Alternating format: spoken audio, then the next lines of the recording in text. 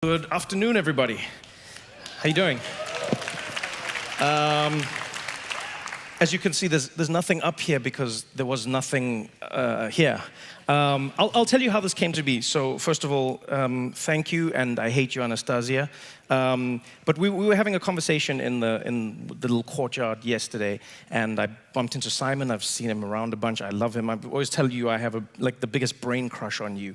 Mutual. But we're having the discussion, and then Sarah came out from the team, was like, "Are you guys speaking?" "No, we're not." Blah blah blah. "Would you like to?" I was like, "Oh," I said, "I'd speak if he does something. I just want to listen to him."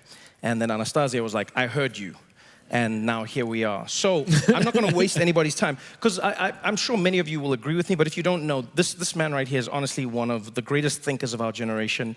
I love how his mind works. I love how he challenges us, how he thinks about thinking, and really, all I wanted to know, and it sort of is, the genesis was yesterday, is what are you fascinated by right now? Because I know you're always working on something, or you're always drilling into something. Yeah. What are you fascinated by right now? Well, it's interesting because the common theme that we've been hearing from all the talks today, which is the passion isn't some manufactured thing, right, where you sort of find the passion and do what you're passionate. Passion is an output, not an input. And what we hear is somebody finds an obsession for something, and that then becomes their passion. And the same is definitely true, I'm sure, for you, and definitely true for me. So the thing that I'm sort of obsessing about right now is friendship. There's an entire industry to help us be better leaders. There's an entire industry to help us be better parents. There's an entire industry to help us eat better, exercise better, sleep better. And yet, there's barely anything on how to be a friend. And if you think about all the mental health challenges that so many of us are facing today, whether it's coping with stress, depression, anxiety, addiction, even obsession with longevity, friendship is the ultimate biohack that literally fixes all those things. It's interesting that you said this. So I've always felt like, I'm not a very superstitious person, grew up very religious. But I do believe in some sort of magic in the universe. And every time I bump into you, I feel like we're thinking about the same thing, but on a slightly different path. And usually other people are forced to listen to us just talk about that and here slightly different path. So I apologize. But the reason this fascinated me is because I've been thinking a lot about friendship and what it means. And a friend of mine actually said to me on a trip recently, she said, in successful spaces, oftentimes people will use the word sacrifice. We heard many people, we heard Martin, we had so many people up on the stage saying sacrifice, sacrifice, sacrifice, sacrifice. And she said one of the most powerful things ever to me. She said, when we say we've sacrificed something for our career, we shouldn't be afraid to put a name to who that sacrifice was, because oftentimes it was the people in our lives that we call friends. Yeah. And I wanted to know, have you been thinking about that? Like, what is the balance? What is the confluence? Like, how do you think of friendship and then the sacrifice that brings you here to sit with people where you may make new friends or not? Well, I think definitely for me, and I can't speak for anybody else, but definitely for me, I think the sacrifice was lopsided. And I think, especially for high performers who I think later on in life, you start to realize that that network of friends sometimes isn't there because you've sacrificed. The number of us who have canceled on friends because a meeting comes up. Yeah. Because they'll understand. Yeah. Right? And yet the reverse is very rarely true. That we'll say to somebody for a meeting, can we meet on Friday instead of Thursday? Because in my calendar, we wouldn't say it, but in my calendar is a friend. And definitely for me, the times where I have tripped, slipped, fell, hit rock bottom, felt alone, any of those spaces, my work wasn't going to rescue me. And it was by the grace of some higher power that there was always a friend who saw it and recognized it in me, who picked me up. And so I realized that we talk about investing, we talk about, and this is a different kind of investment. You and I were talking about it the other day, which is people are moving in the United States, people are moving from California and New York to Texas and Florida to avoid paying taxes because they want to save time.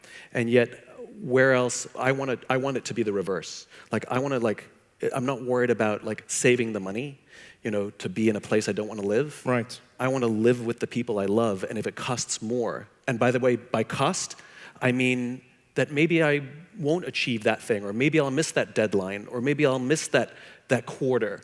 You know, it's a different kind of sacrifice. We think of sacrifice as always against people, but I can make a sacrifice for my career, for my friends. And it's about striking that right balance. Because your friends will be there for you, your work won't. Yeah, you see, I love that line. Your friends will be there for you, your work won't. I was talking to a friend about this conversation, and my friend was like, what do you love about Simon so much? And I said, what I love about Simon is this, I feel like you're a truffle pig of like ideas that will shape the world. And what I mean by that is, like... So I'm French. Yeah, whatever you choose to take from it, take from it. What I choose to say by saying that is, thank you. I love seeing what you're sniffing around in because I believe it's connected to something far greater. Yeah. You know what I mean? It's not the truffle, but it's the meal that is now going to influence and the restaurant that it's now going to shape. You have that brain. It's friendship, yes, but why would you care about friendship? Friendship is like, yeah, go out with your friends, hang out with your friends. Why would you care about friendship on like a global scale? What's in it, Simon? What's happening? So let me take one step back and try and get to an answer. Our understanding of addiction largely comes from an experiment that was done, I think, in like the 50s or 60s, where they put a rat in a cage. There was one thing of water where it was plain water and one thing that was laced with drugs. Right. And in short order, the rat discovered the drug-laced beverage and loved it, drank more and more until it killed itself. And our understanding of addiction largely comes from this study. There was a guy named, I think his name was Bruce Alexander, who said, hold on, it's flawed. The whole study is flawed. Oh. Because rats, like us, are social animals. And we put a rat by itself in solitude. Of course it became an addict. But that's not what you're supposed to do with social animals. So he recreated the experiment where he put, like, first of all, he put lots of rats in the cage. No way. So it was social, community. They put like wheels and mazes, and they were having kids and babies, and two waters, a plain water and the drug-laced water. And they could see from the data, they knew which ones, and they all tried enough of the drug-laced water to get addicted. Right. But they didn't. Their taking in of the water declined, and they only drank the plain water, which starts to give evidence that if we have close friendships and if we live in community, perhaps we're less susceptible to all addiction. And I know that there's a lot being talked about the addiction of social media, the addiction of cell phones, which is true. Which is true. It is a highly dopamine-producing device, and that it's causing loneliness. And I would argue that if we worked on the friendships, and more important, if we taught our children how to be friends, that perhaps they are less likely to get addicted. And I think... Yeah, that's... And I think...